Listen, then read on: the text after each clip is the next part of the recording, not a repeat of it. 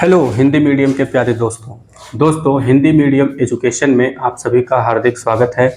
दोस्तों हम लोग इतिहास के बारे में कुछ चर्चा करने जा रहे हैं। जैसा कि इतिहास, अगर सवाल ये उठता है कि इतिहास क्या है, तो अपने बीते हुए समय को पढ़ना यानी बीते हुए समय के बारे में जानकारी लेना, यही इतिहास कहलाता है। तो इतिहास सिर्फ राजा और रानी के बारे में नहीं होता, यानी कि जो पहले के राजा रानी हुए हैं उन्हीं को बेस बना करके हम लोग हिस्ट्री यानी इतिहास की स्टडी करते हैं। लेकिन इतिहास सिर्फ राजा रानी की कहानी नहीं है। इतिहास जो होता है उस समय रह रहे लोगों की कहानी होती है, यानी कि वहाँ पे लोग किस तरीके से रहा करते थे, किस तरीके से जीवन यापन किया करते थे और अपनी ज़रूरतों को किस तरीके से पूरा किया करते थे। उनके पास जीविका उपार्जन के लिए उनके पास कौन कौन से साधन हुआ करते थे, कौन कौन से संसाधन हुआ करते थे, इसी को पढ़ना, इसी को जानना, यही इतिहास कहलाता है। पुराने समय में अर्थव्यवस्था किस प्रकार से चला करती थी, किस प्रकार के घर हुआ करते थे, किस तरह के बर्तन इस्तेमाल करते थे और आपसी भाईचारा या आपस में मिलजुल करके वो किस प्रकार से रहा करते थे, क्या समस्याएं हुई, कौन सी घटना घटी जिसकी वजह से बहुत सारी क्रांतियां हुई। हमारा इतिहास बहुत सारे क्रांतियों से भरा पड़ा है। ठीक है, तो अगर हम विश्व इतिहास में जाएं और अगर हम यूरोप के बारे में बात करें तो यूरोप में राष्ट्रवाद की कहानी है। ठीक है, इसके पहले आपने क्लास 9th में फ्रांस की क्रांति के बारे में पढ़ा होगा। फ्रांस की क्रांति पहली एक बहुत बड़ी क्रांति थी जिसमें एक राजशाही शासन खत्म हो करके जिसमें प्रजातंत्र की तरफ कदम बढ़ाया था।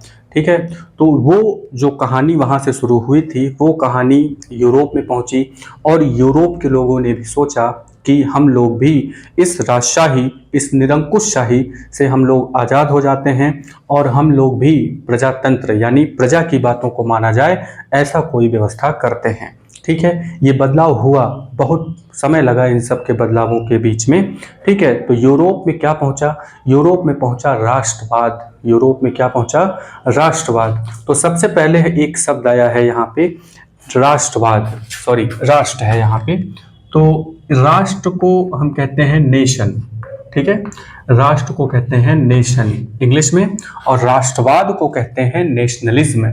यानी कि सबसे पहले हम बात करते हैं कि राष्ट्र हम किसको कहते हैं। जैसे हम लोग भारत राष्ट्र के नागरिक हैं। ये जो राष्ट्र शब्द है ये किन चीज़ों के लिए यूज़ किया जाता है? तो राष्ट्र शब्द यूज़ किया जाता है अगर भाषा के आधार पे, लिंग के आधार पे, क्षेत्र के आधार पे, परंपराओं के आधार पे, इतिहास के आधार पर अगर समानता है तो ऐसे क्षेत्र को जिनमें ये सब समानता मिलती है, यहाँ के लोगों के बीच में ऐसी समानताएं अगर मिल रही हैं तो उसको हम कहते हैं राष्ट्र। ठीक है, तो राष्ट्र शब्द का यूज हम लोग कहाँ करते हैं? तो यहाँ पे अर्नेस्ट रेनर करके एक इतिहासकार हैं, अर्नेस्ट रेनर नाम याद रखेंगे।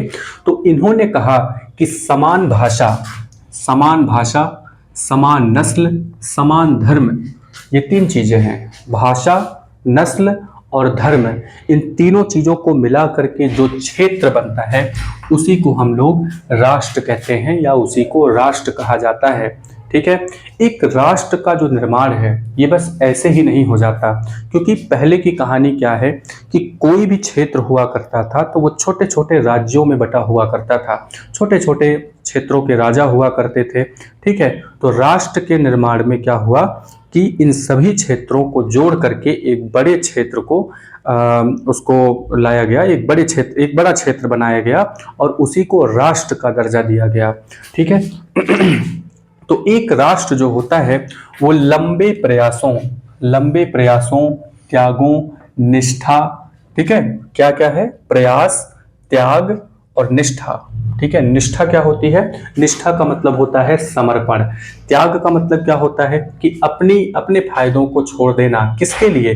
राष्ट्र के लिए। ठीक है, यही तो राष्ट्रवाद है। तो एक राष्ट्र जो होता है वो लंबे प्रयासों, त्यागों और निष्ठा का चरम बिंदु होता है। ठीक है, तो राष्ट्र ऐसे लोगों का समूह है जो जाति, धर्म, भाषा, रीति रिवाज, क्या क्या है? जाति, धर्म, भाषा, रीति रिवाज और इतिहास। ठीक है, ये सब, इन सब की साझेदारी हो, यानी कि राष्ट्र में, एक राष्ट्र उसी को कह सकते हैं जहां पे रहने वाले जो लोग हैं उनकी जाति, धर्म, भाषा, रीति रिवाज और इतिहास भी, ठीक है, ये सारी चीजें साझे में हो, ठीक है। और इसी साझेदारी के कारण वो सारे लोग यानी एक निश्चित क्षेत्र में रहने वाले जो लोग हैं उनके बीच में आपसी जुड़ाव होता है, ठीक है।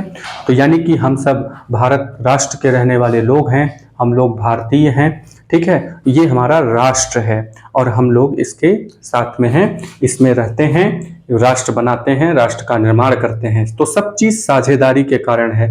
यहाँ पे जितने भी लोग हैं, है ना, जैसे हमारे त्योहार हो गए, दीपावली पूरे देश में मनाई जाती है, ठीक है, होली हो गया, दशहरा हो गया, है ना, ईद हो गया, बाकी के जो त्यौहार हैं, अब क्रिश्चियन वगैरह भी, क्रिश्चियन के जो त्यौहार हैं वो भी हम लोग मनाते हैं, ठीक है। फिलहाल वो हमारे इतिहास का हिस्सा नहीं है, मतलब कि हम लोग ओरिजिनली जो हैं हम लोग दिवाली, दशहरा, इन सब चीज़ों को मनाते हैं पूरा नेशन वाइड, ठीक है।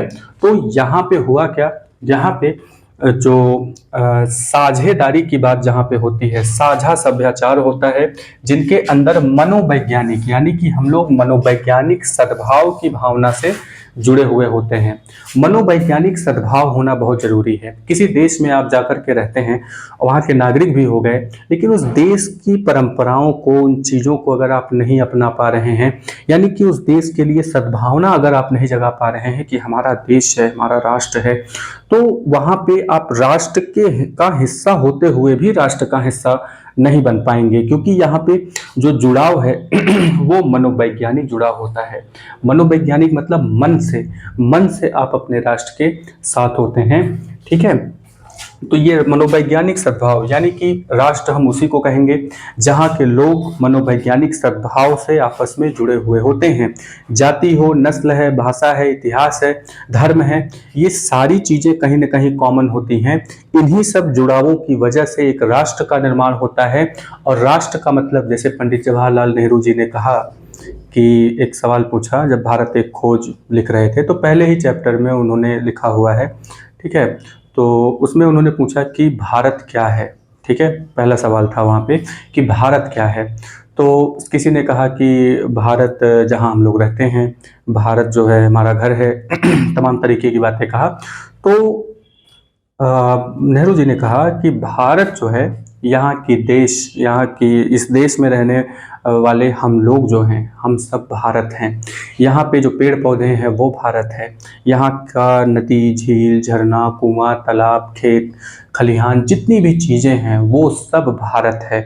भारत कोई एक चीज़ नहीं, यहाँ पे जितनी भी चीज़ें हैं वो सब भारत का हिस्सा है। और सारी चीज़ें मिल करके यानी कि नदी, तालाब, कुआं, पेड़ पौधे, हम आप जितने जानवर हैं, पशु पक्षी जो भी हैं, सब मिल करके भारत हैं, एक राष्ट्र है, ठीक है। और हम सब कहीं ना कहीं आपस में जुड़े हुए हैं, एक दूसरे से कनेक्टेड हैं, एक कॉमन ब्रदरहुड है सबके बीच में, ठीक है। इसीलिए हम लोग भारतीय कहलाते हैं। तो जहाँ तक यूरोप की बात है, तो यूरोप में राष्ट्र की अगर बात की जाए तो राष्ट्र का मतलब क्या हुआ?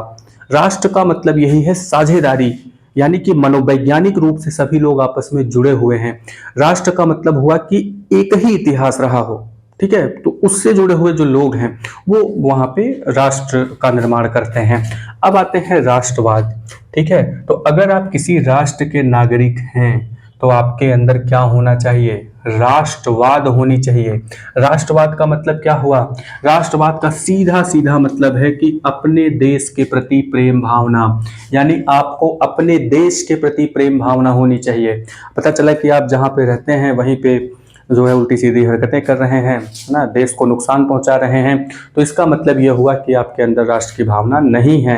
तो राष्ट्रवाद कब कहा जाएगा कि इस व्यक्ति के अंदर राष्ट्रवाद है? जो अपने राष्ट्र से प्रेम करता है, जो अपने राष्ट्र के लिए समर्पित होता है, जो अपने राष्ट्र यानी अपने देश के लिए कुछ कर गुजरने की क्षमता रखता है, जो उसके बारे में सोचता है, ठीक है। देखिए, देश का सिपाही बनना जरूरी है, ठीक है। तो देश का सिपाही बनने के लिए आपको बॉर्डर पे तैनात होने की जरूरी नहीं है कि आप बॉर्डर पे तैनात होंगे बंदूक लेकर के तभी आप देश के सच्चे नागरिक या सच्चे सिपाही कहलाएंगे, ठीक है। तो देश के लिए कुछ करना अगर आपको है तो आप जहाँ पे भी हैं, जो भी कर रहे हैं उसको ईमानदारी से करिए, यही देश की सेवा हो जाती है। तो देश की सेवा, जैसे मुंशी प्रेमचंद कभी लाठी बंदूक ये सब चलाने के लिए जंग के मैदान में नहीं गए थे, ठीक है, मुंशी प्रेमचंद जो है इस तरीके से चीजें नहीं करते थे। मुंशी प्रेमचंद को कलम का सिपाही कहा जाता है। उन्होंने अपनी लेखनी को इतनी ईमानदारी से किया जिससे लोग प्रभावित हुए, जिससे लोगों के अंदर राष्ट्र की भावना यानी राष्ट्रवाद की भावना जागृत हुई। तो उन्होंने अपने काम को ईमानदारी से किया। बाकी के जितने भी हमारे क्रांतिकारी लोग थे उन्होंने अपने काम को बहुत ही ईमानदारी से किया, ठीक है, जिसकी वजह से एक राष्ट्र का निर्माण हुआ और इस राष्ट्र के हम लोग हिस्सा हैं आज।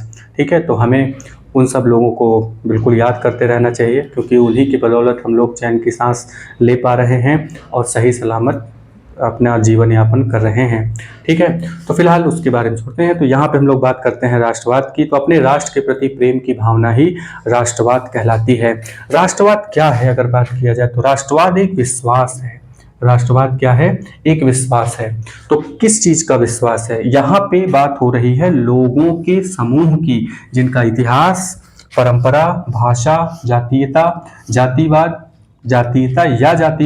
और संस्कृति, इसके आधार पर सब लोग एकत्रित हो गए हैं। यानी कि राष्ट्रवाद क्या है? राष्ट्रवाद में सामूहिक इतिहास है, सामूहिक परंपरा, सामूहिक भाषा, जातीयता और संस्कृति, इन सब के आधार पर सब लोग एकत्रित होते हैं।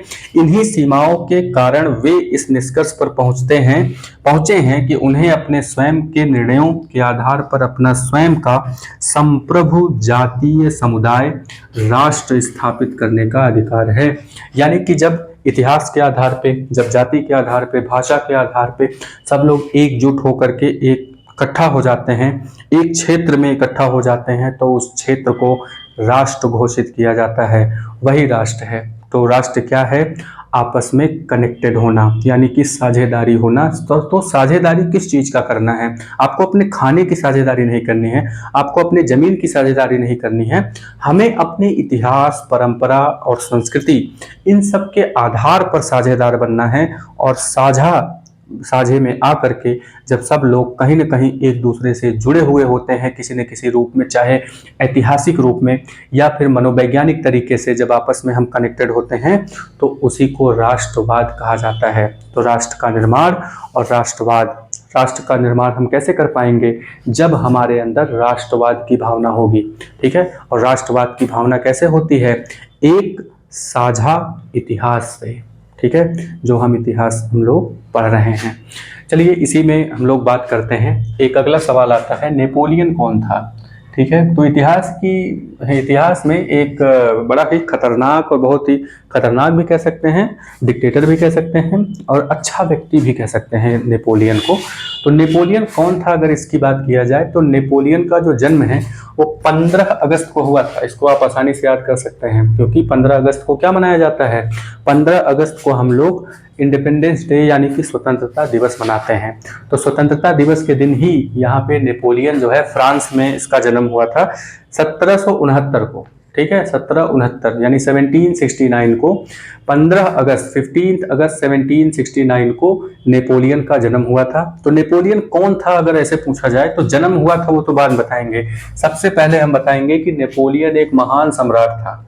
नेपोलियन क्या था? एक महान सम्राट था और उसने ऐसे ऐसे कार्य किए, ऐसी ऐसी चीजें किया उसने कि पूरे यूरोप के इतिहास को उसने प्रभावित करके रख दिया। ठीक है, पूरे इतिहास को मतलब एकदम हलचल मचा दिया नेपोलियन ने। चारों तरफ नेपोलियन होने लगा।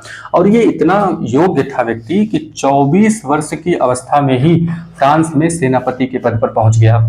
ठीक है, 24 वर्ष की अवस्था में ही, 24 वर्ष की आयु में ही नेपोलियन फ्रांस का सेनापति बन गया।